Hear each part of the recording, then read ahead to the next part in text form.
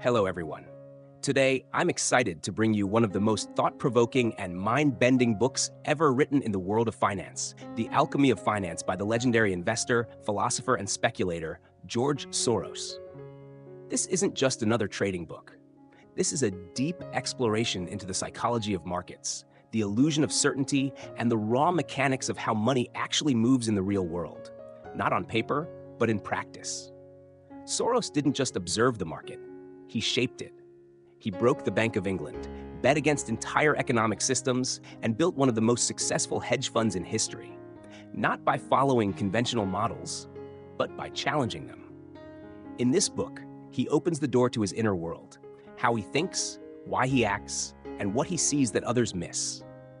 But let me be clear, this summary is not just a recap.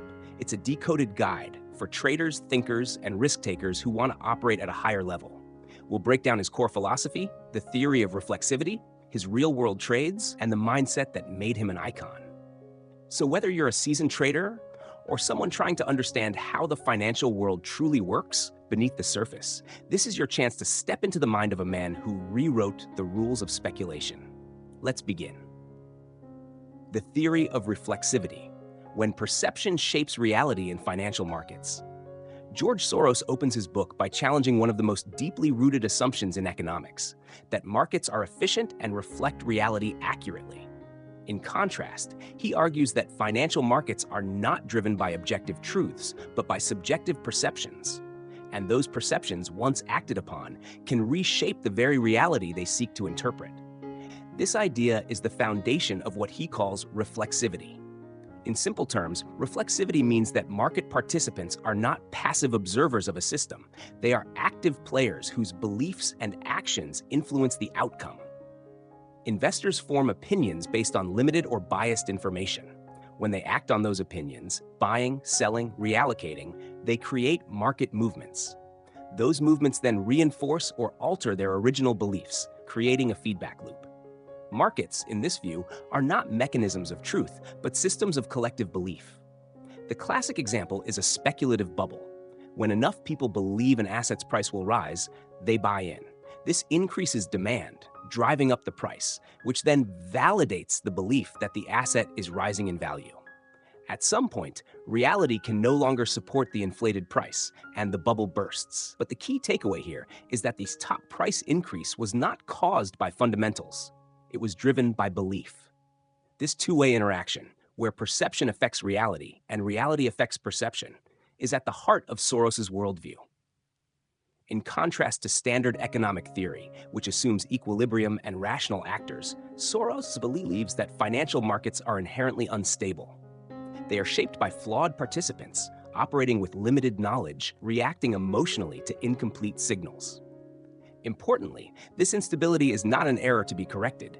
It is the natural state of the system. Soros rejects the notion that markets tend toward a steady state. Instead, he emphasizes that markets are always in motion, always in flux, always deviating from some theoretical true value. The deviations are not noise, they are the story. By focusing on these distortions, moments when the crowd moves not because of facts, but because of belief, Soros sees opportunity. He doesn't try to forecast markets based on perfect models. He watches for feedback loops, self-reinforcing trends, and tipping points. In this framework, traditional analysis falls short. Charts and ratios are not enough. What matters more is understanding how the market's own expectations are shaping the future. In practice, Soros looks for situations where the market consensus is wrong and where that error has begun to affect prices. He exploits those misalignments by acting early, ahead of the crowd. His edge isn't being right about the world, it's being right about how others are wrong. To do this well requires mental flexibility. Soros stresses the importance of remaining open to being wrong. He constantly reevaluates his assumptions, always asking whether what he believes is still valid under changing conditions. Reflexivity requires a kind of intellectual humility. The best investors, in his view, are not those who cling to a rigid model, but those who are quick to abandon their own ideas when evidence shifts. Rather than seeking certainty, he seeks patterns of instability. Rather than expecting the market to reflect reality, he looks for where it distorts it. Soros does not present reflexivity as a universal law. Instead, he uses it as a lens, a way of seeing the world that explains phenomena traditional models cannot. It accounts for booms, busts, manias, and crises, and it emphasizes the human element of financial systems, how psychology and narrative shape price far more than spreadsheets do. The lesson in this chapter is: markets are not neutral mirrors of reality. They are dynamic environments shaped by human perception. Prices often diverge from fundamentals, not due to random noise, but because people act on biased beliefs. When these beliefs spread, they become self-reinforcing, pushing markets further away from any objective truth. Understanding this reflexive relationship between perception and reality is critical. It shifts the role of the investor from trying to be right in theory to identifying where the market is wrong in practice. The key is not to predict the future perfectly, but to recognize how flawed assumptions can move the present. This insight defines Soros's entire philosophy and lays the groundwork for how he trades, how he evaluates risk, and how he finds opportunity in the irrationality of others. Applying reflexivity in real-world speculation. When the market is wrong, profits are made by those who act before the correction. Once the concept of reflexivity is fully understood, it becomes more than a theoretical insight. It becomes a strategic weapon. George Soros did not build his legacy by simply observing that markets are often wrong. He turned this insight into a highly effective trading philosophy. His entire approach rests on one foundational idea: if the market is distorted by perception, then those distortions can be identified, exploited, and monetized. Soros does not operate under the illusion that markets are efficient or rational. In fact, he sees their inefficiency as a constant and their rationality as an exception. Rather than seeking equilibrium, he looks for dislocations, moments when perception diverges dramatically from reality. These moments are where reflexivity creates actionable opportunity. In real trading terms, this means tracking the narrative behind market movements as closely as the fundamentals themselves. Soros pays attention to trends, but not in the traditional technical sense. He watches for feedback loops, where initial movements in price begin to influence the underlying reality that justified them. Once a false narrative starts to drive real behavior, the distortion deepens. When this occurs, Soros steps in, not to bet on a return to fundamentals, but to ride the wave of distortion, often amplifying it. His goal is not to fight the market's illusion, but to understand where it will go next if the illusion holds. That is why timing and positioning are everything in his strategy. Take, for instance, his speculative attack on the British pound in the early 1990s. At that time, the United Kingdom was committed to maintaining its currency within the constraints of the European exchange rate mechanism. However, economic fundamentals, especially interest rates and inflation, suggested that the pound was overvalued and unsustainable at its current level. Rather than waiting for the market to correct itself, Soros recognized that belief in the system was fragile and that with enough pressure, reality would catch up with perception. He bet aggressively against the pound.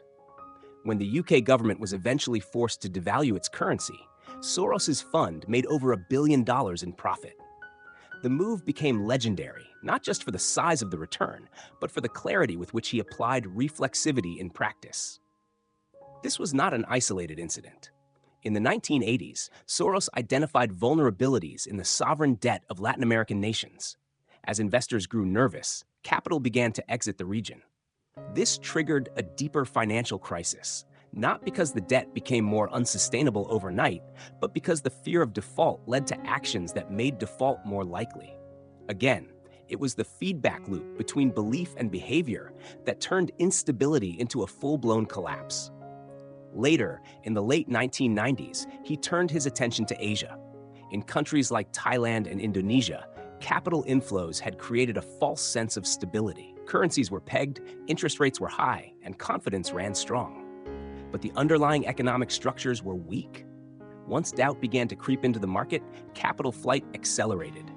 Pegged currencies collapsed, and a regional crisis unfolded.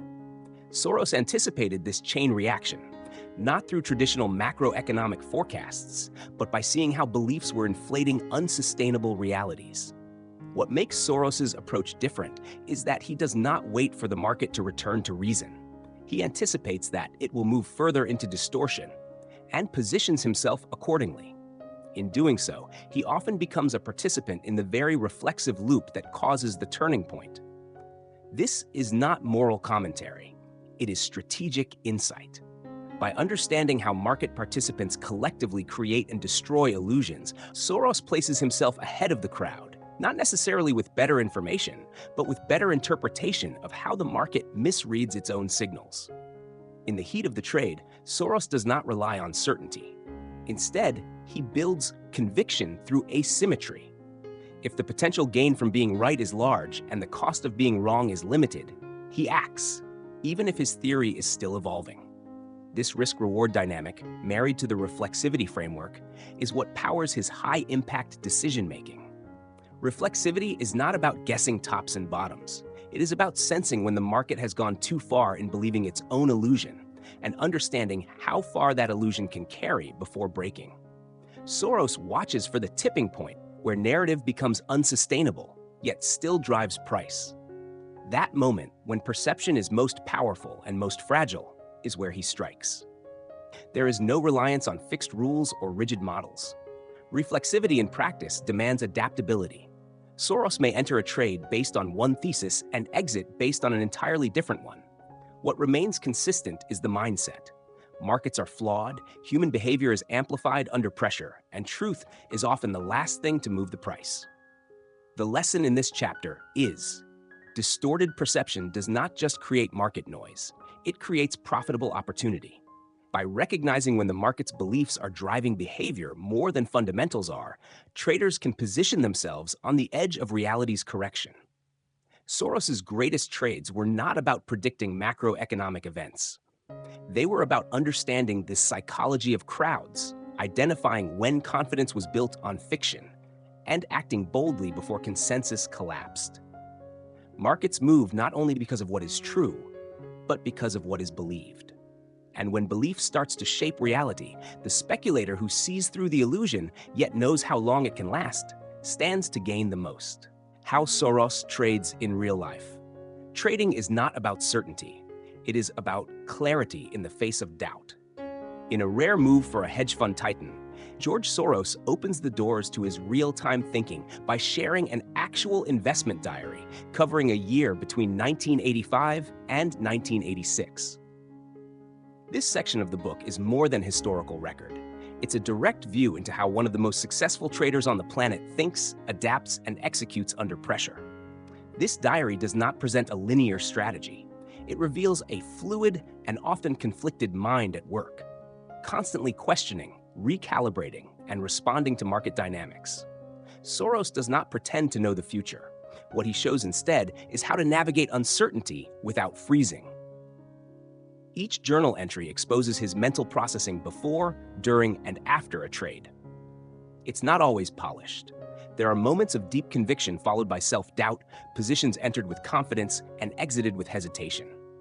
Yet, running through every note is a consistent theme: the willingness to act decisively, even without complete information, and the courage to abandon a position when new data challenges his original thesis. At the core of Soros's trading style is what he calls strategic flexibility. He does not wed himself to any one trade idea. What matters is not being right in theory, but staying alive and profitable in practice. His goal is to keep capital intact long enough to exploit those moments when market distortion aligns with asymmetric opportunity. The diary also shows Soros's instinctive ability to go against the crowd. He does not chase consensus. He looks for moments when the crowd is overly confident, pricing in certainty where only assumptions exist. If sentiment becomes one-sided and disconnected from evolving realities, he probes for weakness and often strikes when the dominant view feels invincible. Cutting losses is not seen as failure in this framework. It is seen as preservation of strategic optionality. Soros has no hesitation in reversing a position if conditions shift. The speed with which he changes direction might seem erratic to a casual observer, but in reality, it reflects a disciplined process. New information leads to new conclusions. Unlike many traders who stick with a position out of ego or fear of embarrassment, Soros maintains no loyalty to his past decisions. He is loyal only to what makes money and what protects downside. That is the cold calculus of a professional speculator. Emotion may spark insight, but execution is rooted in risk control. What becomes clear in these pages is that the edge lies not in predictive genius, but in the ability to observe one's own thinking, to challenge internal bias, and to evolve faster than the market. The journal entries are not merely trade logs, they are case studies in adaptive reasoning. The diary also reflects the psychological burden of trading at scale. Soros does not hide his stress. Large positions weigh on him. Market noise triggers doubt. But rather than suppress emotion, he integrates it into his process. He uses discomfort as a signal, sometimes as a cue to double-check assumptions, sometimes as a prompt to reduce exposure. Either way, emotion becomes a data point, not an enemy. Through this transparency, Soros shows that trading is not the pursuit of perfection. It is the management of imperfection. The investor who waits for complete clarity often arrives too late. The one who accepts uncertainty as a constant and acts with structured risk can navigate through the fog. His trading journal serves as a roadmap for operating in real-world markets, not a set of instructions, but a live demonstration of how theory bends under the weight of practice. The lesson in this chapter is, in real markets, perfection is a myth. The best traders operate under uncertainty, not above it. What sets Soros apart is not that he always knows where the market is headed, it's that he knows when his view is no longer valid. He does not seek absolute truth. He searches for temporary mispricing and acts boldly when he finds it. When new data emerges, he pivots. No attachment, no hesitation, no ego. Success comes not from predicting every turn, but from surviving long enough and thinking fast enough to exploit those moments when others are still anchored to yesterday's assumptions. Contrarian thinking, the art of going against the market. Success in speculation is often found on the far side of consensus. In a world where most investors instinctively move with the crowd, George Soros has consistently profited by doing the opposite. He does not rebel for the sake of rebellion, nor does he romanticize contrarianism. His approach is far more strategic. He observes when the consensus becomes blind, when the dominant narrative detaches from shifting realities, and he moves in the other direction. Soros has always viewed crowd behavior as both a force and a flaw. It can create powerful market moves, but those moves often rest on shallow foundations. When investors are united by the same expectation, the trade becomes crowded, and the margin for error narrows dramatically. One crack in the logic, one shift in sentiment, and the entire position can unravel. He does not seek comfort in numbers. In fact, he becomes suspicious when too many participants believe the same thing. For Soros, market consensus is a red flag, not a green light. His contrarian mindset does not stem from instinctive skepticism, but from a deep understanding of how reflexivity works in crowds. When beliefs are strong and widely shared, they begin to shape outcomes, but they also create distortions. And once a trend is accepted as truth, the risk is no longer that it will fail. It is that it has already gone too far. Soros does not wait for the reversal to begin. He watches for the signs that a prevailing trend is unsustainable. When he sees prices rising faster than fundamentals can justify, or when expectations become so optimistic that disappointment is inevitable, he acts early. He enters while others still believe the trend is healthy, and exits before panic spreads. This is the essence of his quote. When I see a bubble forming, I don't just stand aside and watch. I try to ride it early and get out before it bursts. This philosophy stands in stark contrast to traditional risk-averse thinking. Many investors avoid speculative extremes altogether. Soros embraces them with discipline. He understands that bubbles, manias, and crashes are not irrational side effects of markets. They are built into the system, fueled by collective psychology and reflexive behavior. He does not fear volatility. He dissects it.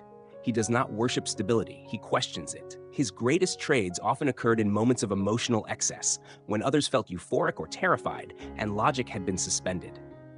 Being a contrarian, however, is not simply about disagreement. It's about timing, precision, and conviction. Going against the crowd too early is costly. Waiting too long is equally dangerous. Soros's edge lies in knowing when the cracks in consensus are deep enough to act on. To do this, he pays close attention to shifts in tone, tempo, and sentiment. He looks at how fast prices are moving, how confident investors sound, how quickly news is being accepted without question.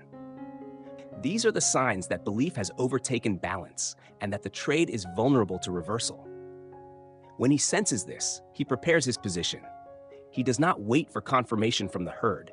He moves before the crowd realizes it was wrong. Contrarian thinking, in this sense, is not about stubbornness, it's about clarity. While others are pulled by momentum and the fear of missing out, Soros remains anchored in his own process, observing, analyzing, and executing with independent judgment. There is courage in this approach, but also discipline. He does not fight every trend. He waits for the right moment, the moment when illusion reaches its peak, and then places his bet not just on price, but on psychology breaking down. The lesson in this chapter is markets are driven by belief, not always by truth. When belief becomes universal, it often loses touch with reality. That's where risk hides and where opportunity lives. Soros succeeds not because he always knows what others don't, but because he acts when others won't. He sees when consensus has stopped thinking, and he moves against it, not randomly, but strategically. The most profitable trades are often the most uncomfortable ones. While the crowd seeks confirmation, the contrarian finds conviction in dislocation. Truth is rarely where the crowd is looking. And in markets, it's not about being with the majority. It's about being early to see when they are wrong. Macro analysis in speculation. Big bets require big picture thinking. While many traders operate within narrow timeframes and technical charts, George Soros approaches the markets through a much broader lens, macroeconomic analysis fused with speculative instinct. He doesn't separate economic theory from trading. Instead, he reshapes it to fit the reality of capital flows, policy decisions, and behavioral feedback loops. Soros recognizes that global financial markets are interconnected systems. Shocks in one area reverberate across borders. That's why he studies macro variables with precision: interest rates, monetary policy, balance of payments, inflation trends, capital controls, and exchange rate regimes. These are not just background conditions to him, they are drivers of market disequilibrium. Yet, unlike traditional economists, Soros does not view these factors through static models. He examines how policies interact with investor expectations and how expectations, once widespread, can alter the effectiveness of those very policies. This is reflexivity on a global scale. His macro analysis begins where conventional thinking ends. Central banks, in his view, are not infallible. Currency pegs are not guaranteed. Trade imbalances are not sustainable forever. When policymakers attempt to fix prices or maintain illusions of stability, Soros watches for tension between official intent and market pressure. Nowhere is this more evident than in his most famous trade, the attack on the British pound in 1992. At the time, the United Kingdom was part of the European Exchange Rate Mechanism, ERM, a system designed to maintain fixed currency relationships between European nations. This required the UK to defend the pound's value within a narrow band against the Deutsche Mark, even as domestic conditions, especially high inflation and a weakening economy, suggested that the pound was overvalued. Soros and his team at the Quantum Fund identified the flaw. To keep the pound pegged, the Bank of England would need to raise interest rates aggressively, harming an already fragile economy. Political resistance to this move was mounting. At the same time, Germany's reunification had led to higher German interest rates, putting more pressure on the UK's monetary policy. It was a perfect setup. Soros did not simply analyze the data. He anticipated the behavioral and political limits of the system. He saw that while the UK government claimed commitment to the ERM, its ability to sustain that position was rapidly deteriorating. Once market participants began to doubt the peg, their actions, selling pounds, would force the government's hand. That's exactly what happened. Soros built a massive short position against the pound, borrowing and selling billions of pounds to buy other currencies. As pressure mounted, the Bank of England tried to defend the currency through intervention and emergency rate hikes. It failed. On Black Wednesday, the UK was forced to withdraw from the ERM. The pound collapsed. Soros's fund reportedly earned more than $1 billion in profit on that single bet. But this was not luck. It was the culmination of macro insight, political understanding, and reflexive timing. Soros saw the breakdown of a structure before the market fully recognized it, and positioned himself accordingly. What made the trade so powerful was not just the magnitude of the position, but the clarity of thought behind it. Soros understood that macroeconomic truths become tradable when they collide with human resistance, political will, national pride, bureaucratic inertia. In that collision lies the opportunity. In other trades, Soros applied similar thinking. During the Latin American debt crisis, he followed capital outflows and policy shifts before defaults happened. In Asia, he spotted the fragility behind pegged exchange rates and excessive dollar-denominated borrowing. In Eastern Europe, he watched the transition from planned economies to market systems and how that upheaval distorted price signals. In each case, he was not simply forecasting GDP or inflation. He was studying the system's internal contradictions and asking, what happens when the official narrative no longer matches reality? And how long will the market believe it? His macro strategy is not predictive in the traditional sense. It is conditional. Soros evaluates what must happen under current policy and positioning, then calculates how long that path can hold before breaking. If the break seems inevitable and the market hasn't priced it in, he acts. That's why Soros does not trade every macro theme. He waits for structural fragility. He waits for denial. And he waits for the moment when reflexivity will turn perception into a trigger for collapse. The lesson in this chapter is, markets don't move on numbers alone. They move on how humans interpret and respond to those numbers, especially when policies try to delay or distort market forces. Macroeconomic analysis becomes powerful when paired with an understanding of political limits and investor psychology. Soros wins not just by being early, but by seeing how unsustainable systems unravel under pressure. He doesn't trade what should happen. He trades what must happen when belief, policy, and capital flows can no longer coexist. Big trades are built on big imbalances. And when those imbalances become impossible to hide, the trader who saw them early is already in position. A critique of the efficient market hypothesis. When the market becomes its own illusionist, theory falls apart. At the core of George Soros' philosophy lies a direct and persistent challenge to one of the most dominant ideas in modern financial theory, the efficient market hypothesis, EMH. This hypothesis claims that prices in financial markets always reflect all available information and therefore represent true value.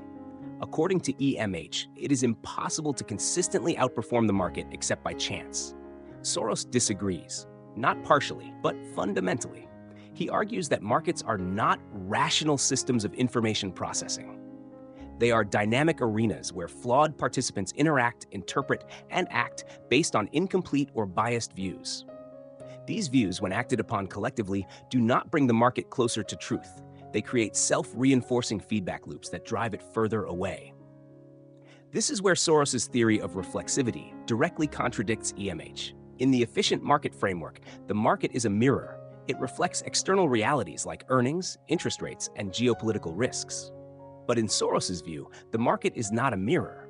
It is more like a funhouse, a place where perception bends reality and distorted reflections feed distorted decisions.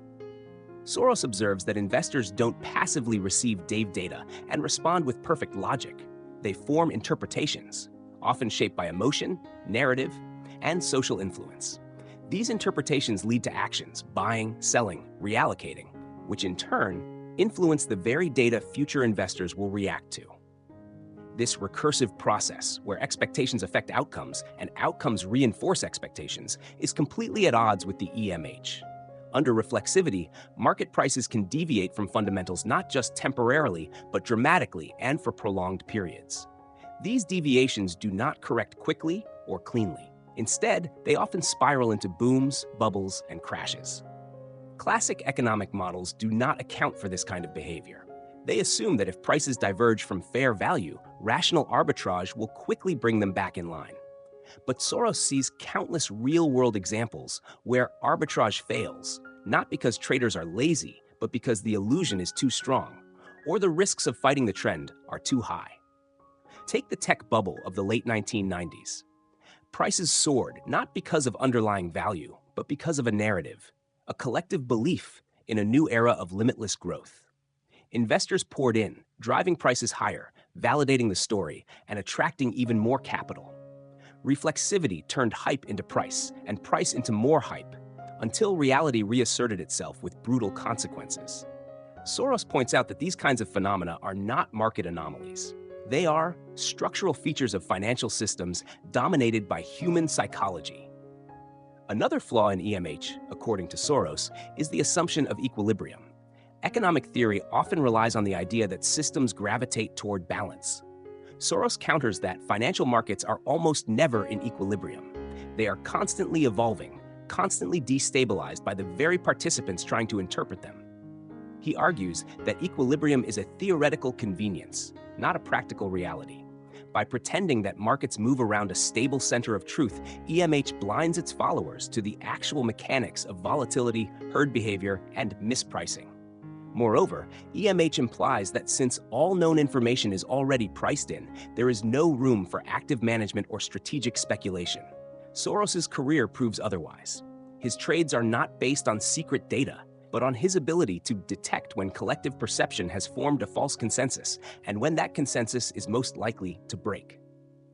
In his critique, Soros does not just oppose EMH as incorrect, he frames it as dangerous.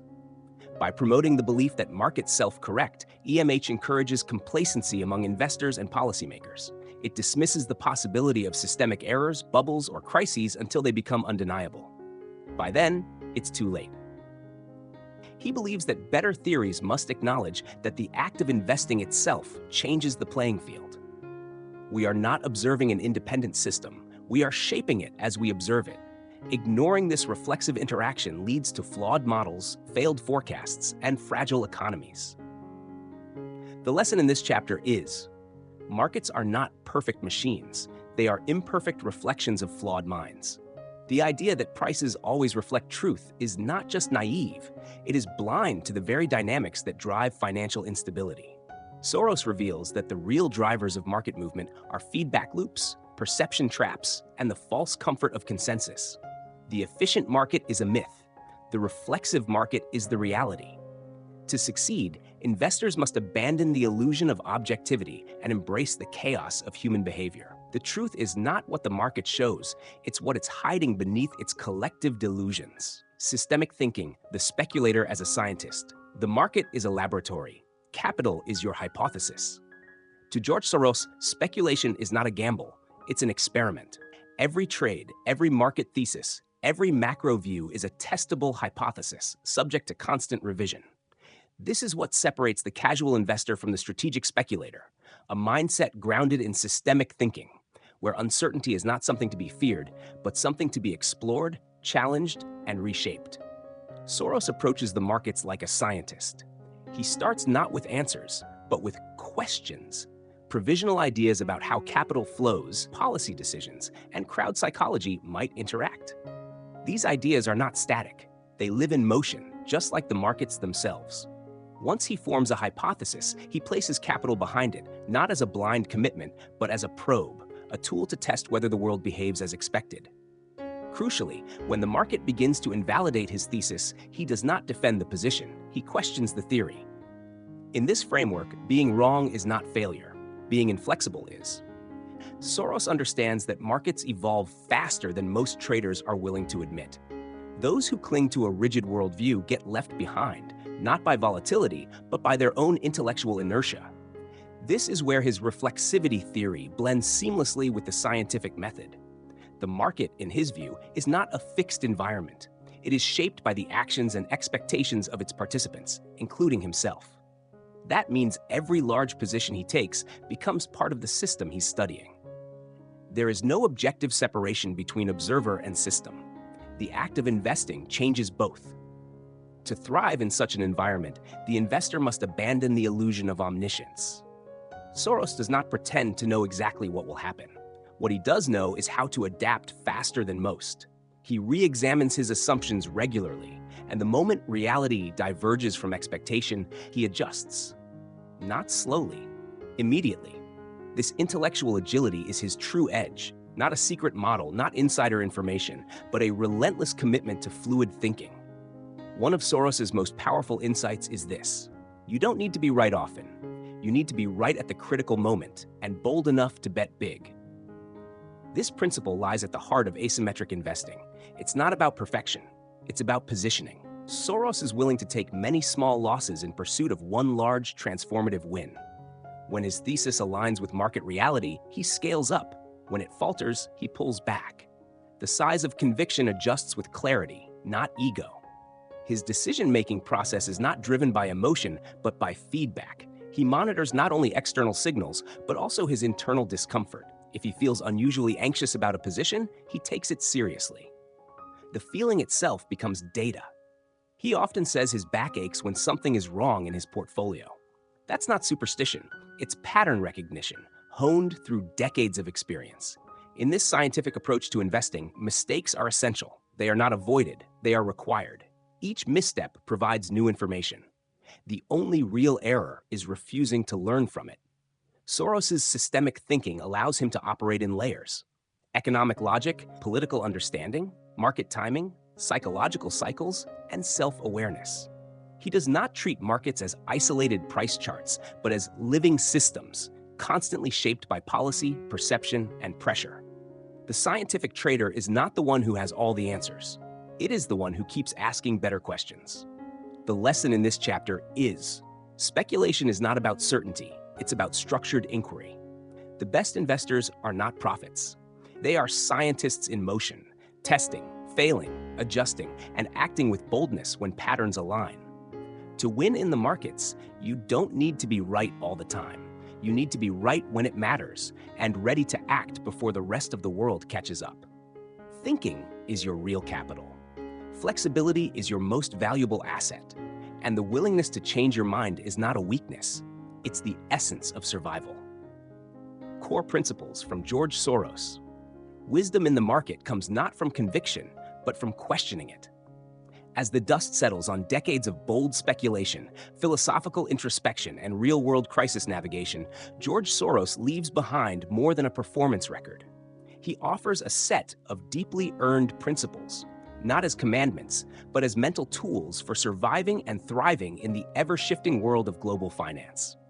At the center of Soros's worldview is one radical idea: never trust your beliefs completely. This may sound counterintuitive, especially in a profession built on conviction, but Soros knows firsthand that the most dangerous idea is the one you're no longer willing to question. For him, doubt is not a weakness. It is the gateway to clarity. Every trade, every thesis, every decision must stand up to internal interrogation. The first question is never, how much can I make? But where could I be wrong? And not just factually wrong, but structurally wrong, emotionally misaligned, or strategically mispositioned. This brings us back to his lifelong theme, reflexivity, the idea that our perceptions do not merely interpret reality, they help shape it. In financial markets, this creates a paradox. The moment enough people believe something, that belief alters price, which then reinforces the belief. Knowing this, Soros doesn't look for where the truth is. He looks for where the collective illusion is strongest. But recognizing illusion is not enough. Adaptability is what turns insight into edge. Soros treats market environments as living organisms, never fixed, never stable. When conditions change, he changes. Not slowly, not reluctantly. He has no allegiance to yesterday's logic. If new data challenges his thesis, he pivots. This flexibility is not lack of discipline. It is the highest form of it. One of his most actionable rules is deceptively simple: cut losses quickly. In practice, this means abandoning positions the moment they betray your thesis, not after the damage is done. Soros doesn't wait for hope to return. He protects capital as if survival depends on it, because it does. At the same time, when he finds conviction, he's not timid. He lets profits run, not because of greed, but because high-conviction trades are rare and deserve full attention when they align. Even so, the focus is never on profits first. It's always on risk. Soros doesn't ask, how much can I gain? Until he is asked, how much can I lose? And am I prepared for that? The asymmetry must favor him. The risk must be defined. The exit must be clear before the entry is taken. And while Soros is known for his analysis, he never places analysis above intuition. He views intuition not as guessing, but as a refined form of subconscious pattern recognition, the product of years of experience, observation, and disciplined feedback. He listens to it, especially when it contradicts the obvious. His method blends three core elements: data analysis, to map the terrain; experience, to recognize familiar structures; intuition, to anticipate what others don't yet see. These principles are not just theoretical. They are tested in volatility, forged in uncertainty, and proven in outcomes. Together, they form a mindset, not of knowing, but of learning faster than the market itself. The lesson in this chapter is: success in speculation is not about being right more often. It's about being aligned with reality faster than everyone else. That requires the courage to doubt, the discipline to adjust, and the clarity to act when others freeze. George Soros teaches us that the market does not reward ego. It rewards insight, flexibility, and risk control. It punishes rigidity, complacency, and blind confidence. In the end, his greatest principle is this: it's not whether you're right or wrong. It's how much you make when you're right and how little you lose when you're wrong. The true edge lies not in certainty, but in the ability to think clearly when the world does not. Conclusion: trading is a battle of minds, not models. In The Alchemy of Finance, George Soros doesn't hand us a roadmap. He offers a mirror to reflect on how we think, how we interpret markets, how we react under pressure, and ultimately, how we evolve as traders and decision makers. His legacy isn't just about billion-dollar trades. It's about questioning assumptions, embracing complexity, and acting boldly when the world is uncertain. Soros shows that markets are not ruled by equations. They are ruled by people. And where there are people, there is reflexivity, a constant loop of belief, behavior, and consequence. This book isn't about following rules. It's about sharpening your lens, staying intellectually agile, and building the kind of mindset that survives volatility and thrives in it. The greatest edge in trading is not having the perfect system. It's having the ability to change your mind when it matters most. If this philosophy resonates with you, if you're someone who values deep thinking, high-level strategy, and the psychology behind real trading, then you're already on the right path. Join the mission at Trading Mindset Lab. At Trading Mindset Lab, we don't chase quick wins. We build strong minds. This is a space for traders who want to think deeper, act smarter, and operate with clarity in a noisy market. If you're serious about mastering not just what to trade, but how to think as a trader, subscribe, follow, and grow with us. Subscribe now, listen, think, level up. Welcome to the mindset behind the money.